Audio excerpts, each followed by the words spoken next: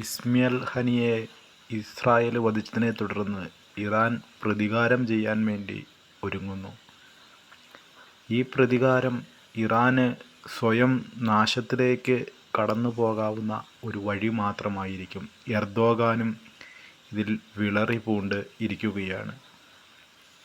എർദോഗാനും ഭീഷണി മുഴക്കിയിരിക്കുന്നു. വെറുതെ ഇസ്രായേലുമായി യുദ്ധത്തിന് പോയാൽ ഗാസയോട് യുദ്ധം ചെയ്തതുപോലെ ആയിരിക്കുകയില്ല ഈ എർദോഗാൻ്റെ രാജ്യത്തോടും ഇറാനോടും യുദ്ധം ചെയ്യുക എന്ന് മനസ്സിലാക്കി യുദ്ധത്തിന് പോകുകയും ചെയ്യുക. ഇറാന് സോഷ്യൽ മീഡിയയുടെ ഉപദേശം, അതിനു പുറകെ ഈ യുദ്ധത്തിന് പോയാൽ തിരിഞ്ഞു നോക്കിയാൽ സ്വന്തം രാജ്യം ഇവിടെ ഉണ്ടാകുമോ എന്ന് നോക്കണമെന്നാണ് സോഷ്യൽ മീഡിയയുടെ ഉപദേശം. ഇത് വളരെ ഒരു ഫലവത്തമായ ഉപദേശമാണ്.